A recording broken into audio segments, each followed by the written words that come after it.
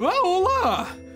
Eu tô aqui no meu horário de almoço, nesse belíssimo dia de Halloween, e lembrei que eu tenho um excelente convite a fazer a todos vocês. Vocês sabiam que por apenas R$ 4,99 vocês podem ajudar imensamente no apoio da Palavra de Netuno? E de quebra, ainda ver erros de gravação, ter seu nickname no final de cada vídeo, e até mesmo ter acesso antecipado a vídeos extras do canal. Além disso, vocês terão emojis exclusivos do canal e tridentes coloridos que mostram há quanto tempo vocês são membros. Aproveite esse maravilhoso Dia das Bruxas para se tornar membro do Clube da PDN. E agora, fique com esse papo macabro.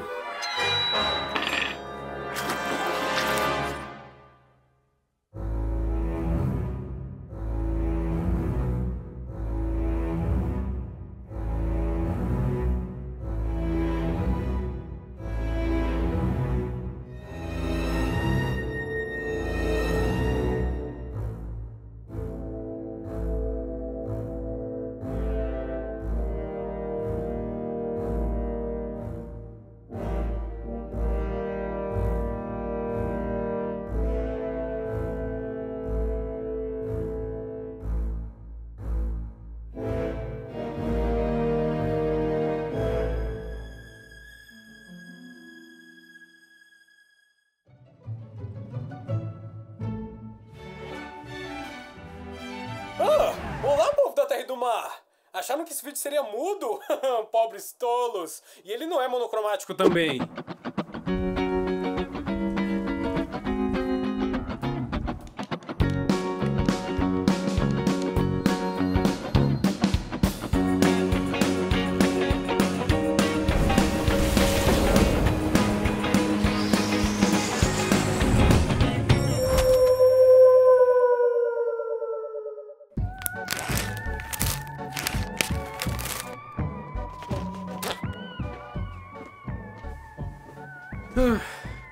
Pessoal, eu já tive muitas motivações pra falar do Nosferatu aqui, principalmente em 2022, já que além do episódio de Bob Esponja que ele aparece pela primeira vez ter completado 20 anos, o próprio filme do Nosferatu completou 100 anos de existência naquele ano. Só que eu acabei deixando passar, eu peço perdão por isso. Mas nesse Halloween chegou o grande dia, o momento que todos estavam esperando. Hoje vamos falar de um dos episódios mais bem avaliados da história de Bob Esponja. Episódio que nos cativou com sua atmosfera macabra, com suas referências a filmes e histórias de terror, e com dois personagens que jamais serão esquecidos por nós. Com vocês, o episódio Turno Macabro da segunda temporada de Bob Esponja. Turno Macabro. Nesse episódio, escrito pelo Jay Lander, Mr. Lawrence e até pelo criador de Phineas e Ferb, o seu siriguejo decide criar o turno da noite pro Siri Cascudo, pra felicidade do Bob Esponja, dos fregueses, do bolso do seu siriguejo, mas pra infelicidade do Lula Molusco. Está pronto para o trampo, Lula Molusco? Não. Ótimo, porque temos fregueses! Toma. Bata o mais forte que puder. O Bob Esponja se sente confiante nessa noite. Ei, Lula Molusco, adivinha só? Estou cortando alface à noite. Olha pra mim, estou limpando o banheiro. À noite. Au! Eu queimei a minha mão. À noite. Até o momento em que ele tem que jogar o lixo fora e ele fica apavorado em ter que sair à noite.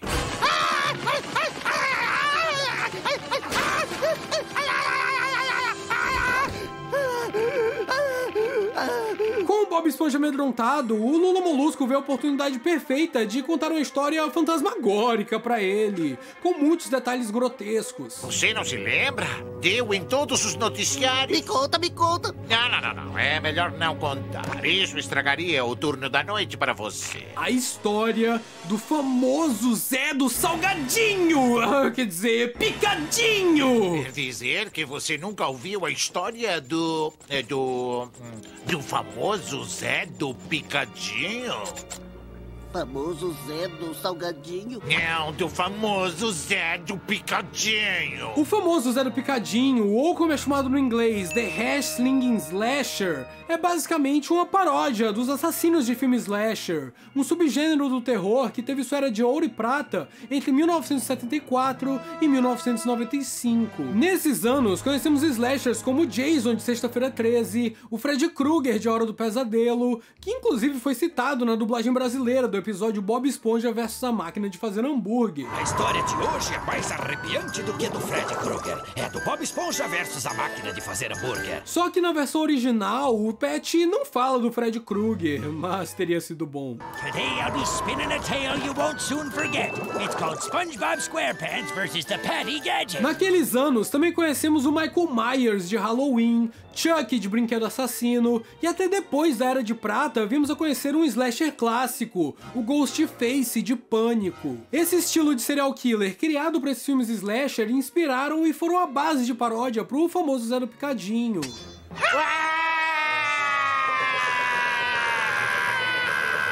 É o famoso Zé do Picadinho. Pelo que o Lula Molusco fala na história, há 3 sinais que indicam que o famoso Zé do Picadinho está se aproximando. Primeiro, A luz vai ficar piscando sem parar. segundo, O telefone toca e não vai haver ninguém lá. e terceiro, O famoso Zé do Picadinho vem no fantasma do ônibus que atropelou ele. as luzes piscando é uma clara referência a histórias clichês de fantasma. O telefone tocando pode ser uma referência ao próprio filme Pânico, em que o Ghostface liga para suas vítimas antes de... bem, matá-las. A parede espelhando gosma verde, que acontece quando o Lula Molusco já tá assustado. As paredes estão zoando gosma verde. Ah, espera, elas sempre fazem isso. Deve ser uma referência ao filme Terror em MTV, de 1979, em que as paredes da casa do filme começam a sangrar. O famoso Zé do Picadinho, como na história que o Lula Molusco conta, era um cozinheiro no Siri Cascudo. E aí, numa noite, quando ele estava cortando hambúrguer, aconteceu. Ele esqueceu o molho secreto. Não, ele não esqueceu o molho secreto. Por acidente, ele decepou a própria mão, mas substituiu ela por uma espátula enferrujada, até ser aleatoriamente atropelado por um ônibus. E aí, foi atropelado por um ônibus e no enterro ele foi demitido. E pelo dia em que o Lula Molusco está contando essa história ser terça-feira, ele diz que toda terça-noite, o fantasma do famoso Zé do Picadinho vai pro Siri Cascudo com sua mão de espátula em busca de vingança. Esse negócio da mão de espátula é bem legal, porque existe uma lenda urbana sobre um assassino chamado o Homem Gancho. Sendo breve, algumas versões da lenda contam que um casal está no meio da floresta em seu carro, e eles escutam no rádio que um paciente com um gancho no lugar da mão fugiu de uma instituição psiquiátrica. Fizeram até um filme baseado nessa lenda. O filme de 97, Eu Sei o que Vocês Fizeram no Verão Passado. Eu não me surpreenderia se os roteiristas tivessem usado essa história, ou até esse filme, como base para a criação do famoso Zé do Picadinho, até porque Bob Esponja faz referências históricas de lendas e folclores a rodo. Podemos ver nos extras do primeiro DVD de Bob Esponja o próprio Jay Lender fazendo pitch no storyboard do Turno Macabro, fazendo as vozes e tudo. First, the lights will flicker on and off, on and off. Next, guy walks up, dude, can I have some ketchup? Here you go. Inclusive, nesse storyboard que ele tá fazendo pitch, podemos ver uma fala do Bob Esponja que não se encontra no episódio. Quando o Lula Molusco revela que a história que ele contou era apenas uma brincadeira, o Bob Esponja responde, mas e quanto a eles? E isso é uma cena cortada do episódio em que vários peixes secundários apareceriam segurando itens perigosos e mortíferos. Uma piadoca só pro Lula Molusco dizer que ninguém está segurando uma espátula. O episódio acaba com o Bob Esponja e o Lula Molusco apavorados com a chegada do famoso Zé do Picadinho, que se revela sendo apenas um candidato a emprego no Siri Cascudo. Posso me candidatar a um emprego? Eu trouxe minha própria espátula. Eu liguei antes, mas desliguei porque eu estava muito nervoso. Só que então, o Lula Molusco questiona. Espera aí. Se era você no telefone e você no ônibus, então quem estava apagando as luzes? E aí, somos apresentados ao verdadeiro terror das nossas infâncias. O Nosferatu!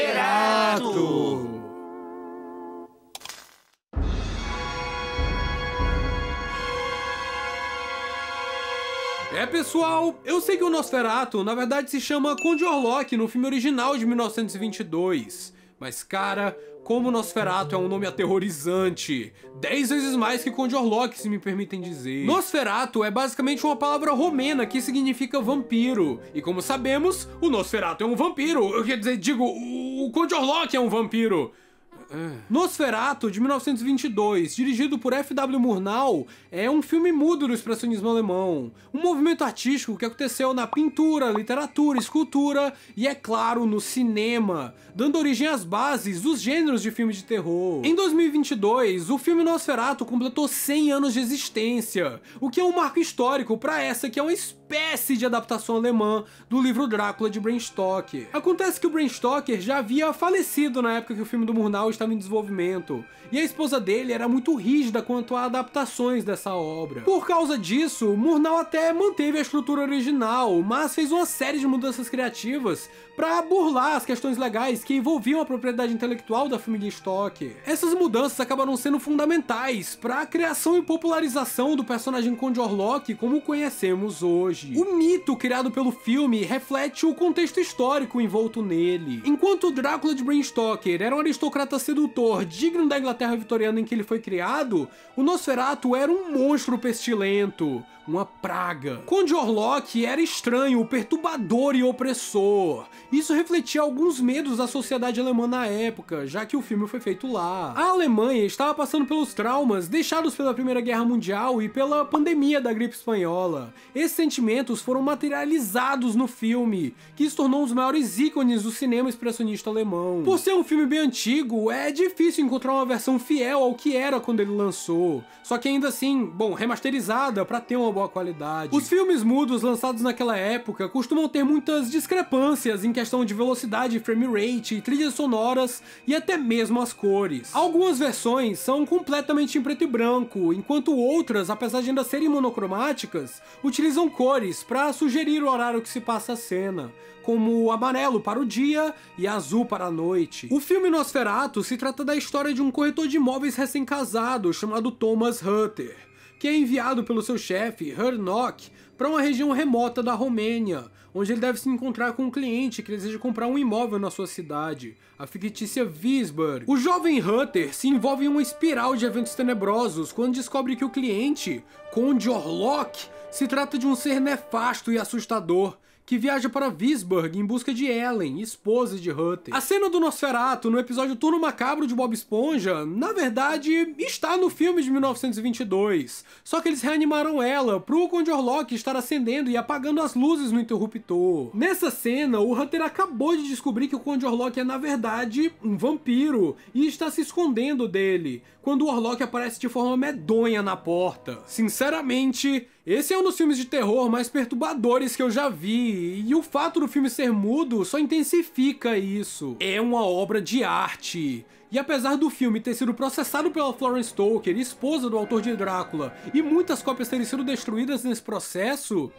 é uma ótima coisa que ele não se tornou Lost Media. Por muitos anos, Nosferatu foi praticamente esquecido, mas após a Segunda Guerra Mundial, com a redescoberta do filme, tivemos a oportunidade de conhecê-lo e torná-lo um clássico de cinema. Inclusive, no ano de 1979, tivemos não só um remake de Nosferatu do diretor Werner Herzog, como também uma referência visual ao Conde Orlok no filme Salem's Lot. Já nos anos 2000, fizeram o filme metalinguístico A Sombra do Vampiro, com John Malkovich no papel do diretor de Nosferatu, F.W. Murnau, e William Dafoe no papel de Max Schreck, o ator que viveu o Conde Orlok. Esse filme cria a alegoria de que o Max Schreck era realmente um vampiro nas filmagens de Nosferatu, e é muito legal ver o embate dele e do diretor. Why him, you monster? Why not the script girl? The script girl. I'll eat her. her later. E como sempre, o William Dafoe está espetacular. E chegando em 2002, recebemos um presente no VHS e DVD Bob Esponja e seus amigos em Confusões Aquáticas, que continha o episódio O Turno Macabro antes mesmo dele lançar na televisão americana. Como mencionei, o Nosferatu aparece no final desse episódio, mas ele quase não apareceu, já que graças a uma cena deletada, outro personagem apareceria em seu lugar. No momento em que o Bob Esponja está zoando sobre fazer coisas à noite, ele iria falar que está entregando a correspondência à noite para um personagem chamado Floorboard Harry, ou sei lá, Harry da Tábua. E no final seria esse personagem que estaria apagando as luzes do Siri Cascudo, o Floorboard Harry. Não é tão legal. Mas ainda bem que foi o Nosferatu, e que bom que esse personagem aparece em Bob Esponja para nos apresentar a esse filme, que na época tinha acabado de entrar em domínio público uns anos antes. É como o diretor Robert Eggers, que realizou filmes como A Bruxa e O Farol, disse em uma entrevista: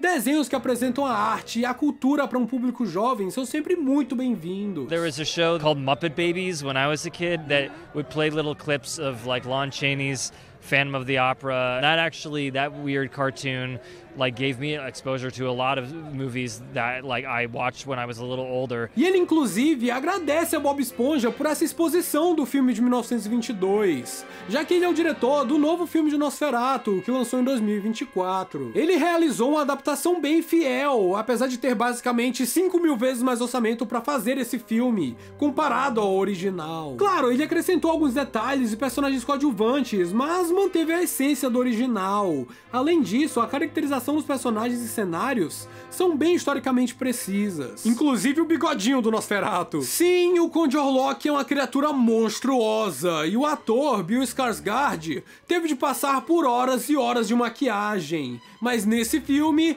ele tem um cabelinho e um bigode, diferente das últimas aparições do personagem na mídia. O bigode é sinistro e dá um olhar geral muito mais de um aristocrata decadente ao Conde Orlok, além de ser historicamente acurado se pensarmos em relação a nobres do leste europeu no século XIX. A caracterização no filme tá fantástica! Por essas e outras, ele foi indicado a 4 Oscars, sendo que 3 desses Oscars foram focados na direção de arte. Algo muito legal desse filme é que o William Dafoe, que já havia trabalhado com Robert Eggers em O Farol, foi o Nosferatu em A Sombra do Vampiro, e ele retorna para esse universo aqui como um professor, que é o Van Helsing desse mundo. É engraçado porque o William Dafoe era o vampiro vilão no último filme do Nosferatu, e agora retorna como o homem que sabe como derrotá-lo. Inclusive, um artista chamado Navalta GFX fez uma pequena animação como meme, parodiando o novo filme do Nosferatu com os personagens de Bob Esponja, e ficou sensacional.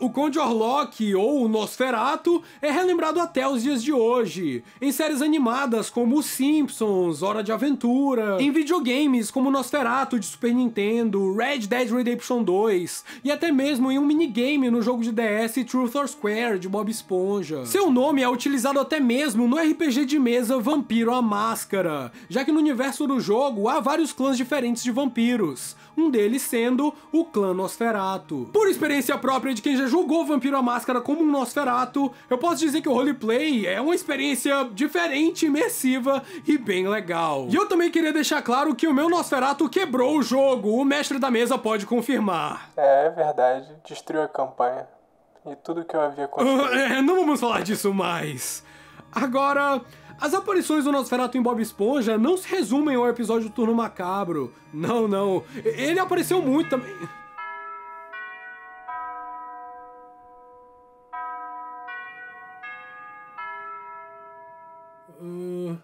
Quem tá aí? Provavelmente são crianças atrás de doces. Esperem um minuto!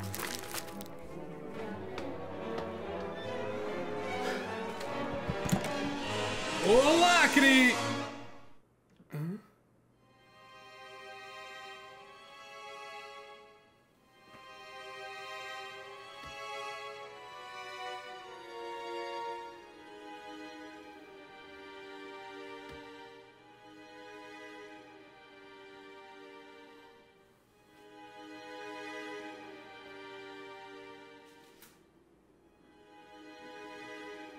Veio da Transilvânia?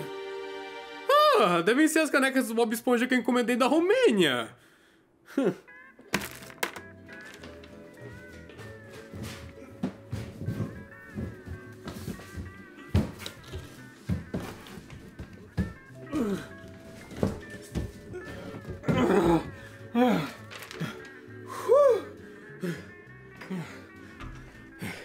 Tá, como é que eu vou abrir essa caixa? Já sei! Com essa tesoura! Ah, mas como é que eu vou abrir essa tesoura? Já sei! Com essa tesoura!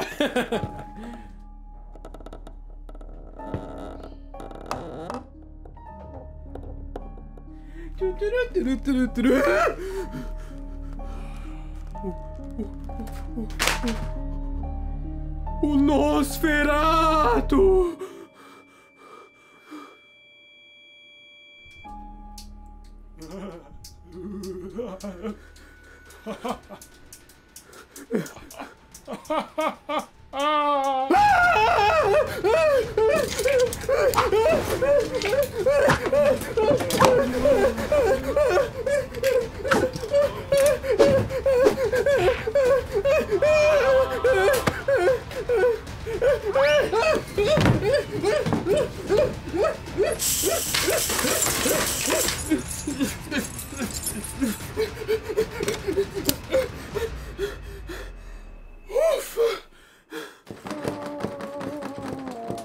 Nope! Vamos continuar! O Nosferatu apareceu em mais episódios de Bob Esponja, além do Turno Macabro. Na 11ª temporada do desenho, o episódio O Hambúrguer da Noite nos foi apresentado. Um episódio sinistro que faz parte do evento The Tidal Zone, que são basicamente episódios mais estranhos de Bob Esponja. Nesse, o Bob Esponja e o Patrick vão pro Siricascudo no meio da madrugada, só pra encontrar o restaurante de uma forma totalmente diferente do habitual, com peixes da Fenda da Pedra e monstros bizarros. E claro, essa era a oportunidade perfeita pra trazer de volta o Nosferatu, já que o Turno da Noite no Siricascudo não é algo que se vê em muitos episódios. Só que aqui, o Nosferatu não foi feito com frames do filme original de 1922, pois como o roteirista de Bob Esponja, Cass, falou no Facebook, eles não puderam utilizar imagens do filme, pois uma empresa europeia detinha os direitos autorais. Provavelmente a Fundação Friedrich Wilhelm Murnau. Olha, eu não quero me aprofundar muito sobre direitos autorais, porque é um assunto extremamente complicado,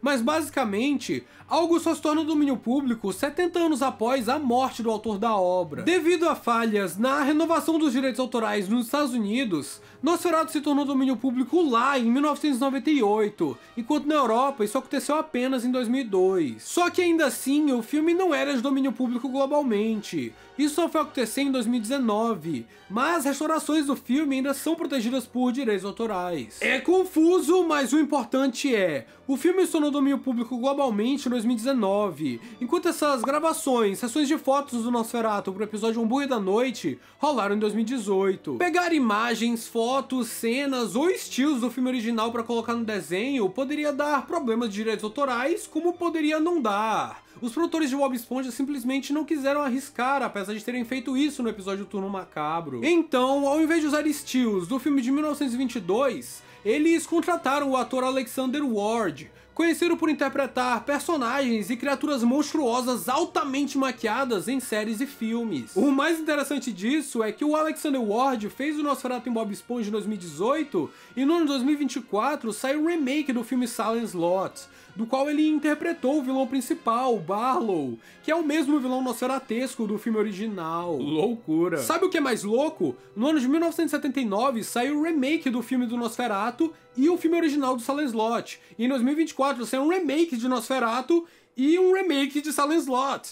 No mesmo ano. É louco. É louco, o mundo é louco. As cenas do Nosferatu do Alexander Ward foram todas capturadas em tela verde, e acredito que eles fizeram o máximo de ângulos, poses e enquadramentos possíveis, já que não há registros de que eles tenham feito uma sessão novamente com o ator. E faz mais sentido, economicamente falando, maquiá-lo uma vez em uma diária e capturar o máximo de conteúdo possível, já que o personagem é um live action animado no desenho. Depois do episódio O Hambúrguer da Noite, o Nosferatu só viria a aparecer novamente na 11ª 13ª temporada, e nessa ele tem diversas pequenas aparições. Aparentemente, os produtores, após uma temporada inteira, pensaram que seria uma boa reutilizar as footages tiradas em 2018, e usaram até que de forma caótica, já que o Nosferatu aparece em 6 episódios só nessa temporada. Só que o episódio que ele tem mais destaque é o Lula-Ferato, do qual o Lula Molusco e Bob Esponja precisam entregar a correspondência dele, que acabou sendo entregue errado na casa do Lula Molusco.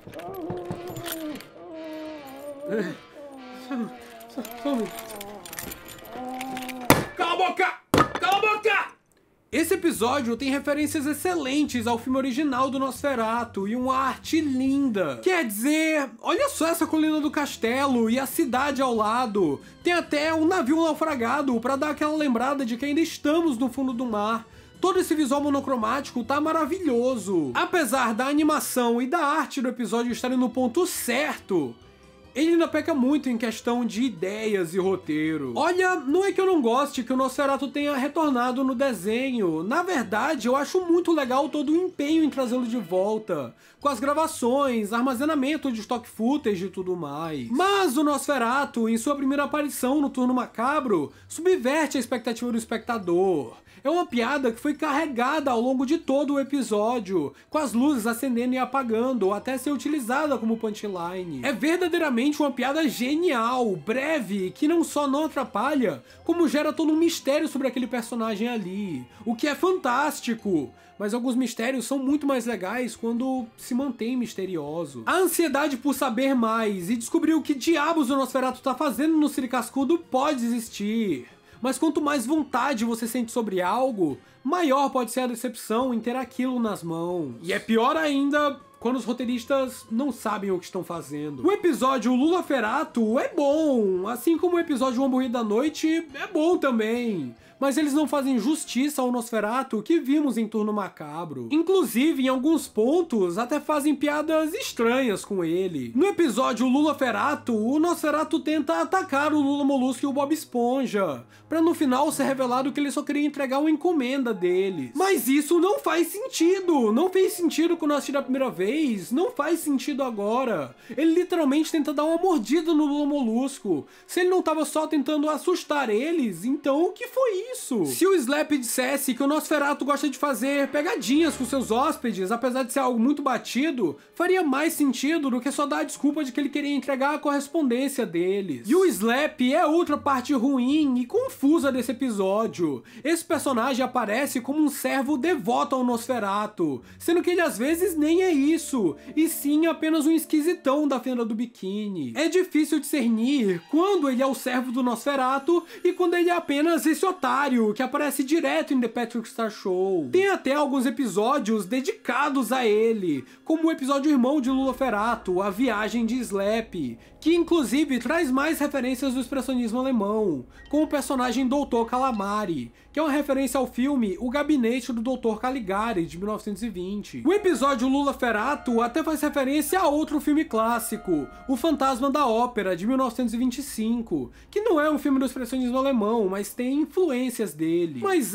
o Nosferatu até faz algumas aparições em The Patrick Star Show e é um dos campistas de Camp Coral, aparecendo pela primeira vez no episódio Cabana das Curiosidades, da primeira temporada, como o Kid Ferato, sendo visto depois em mais uns 15 episódios. O último episódio do Nosferatu em Bob Esponja foi o The Creepy Crab, da 16ª temporada, em que ele demite o Slap, que vai parar como funcionário do Siri Cascudo, e o Nosferatu até aparece todo acabado no final do episódio. Eu acho legal como o Nosferatu tá sempre em preto e branco, e com um filtro de filme antigo, e eu não acho que esse personagem seja ruim de forma nenhuma, apenas mal utilizado. Eu sempre gostei do Nosferatu em Turno Macabro, e assim como vocês, tinha essa ansiedade em vê-lo novamente, em entender seu mistério, de que ele fosse um personagem recorrente. Mas agora que eu tenho isso em minhas mãos, eu não sei se eu gosto tanto assim. A ânsia de ter e o tédio de possuir.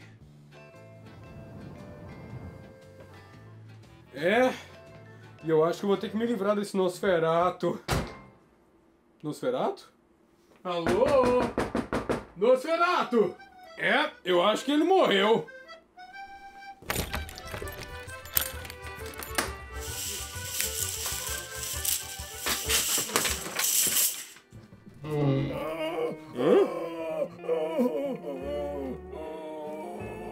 Peraí, então você trouxe minhas canecas da Romênia? Eu trabalho de carteiro na Transilvânia. Por favor, não me machuque. Ah, que isso! Muito obrigado! Ficaram bonitonas aí. Mas espera um pouco que eu não tô enxergando nada.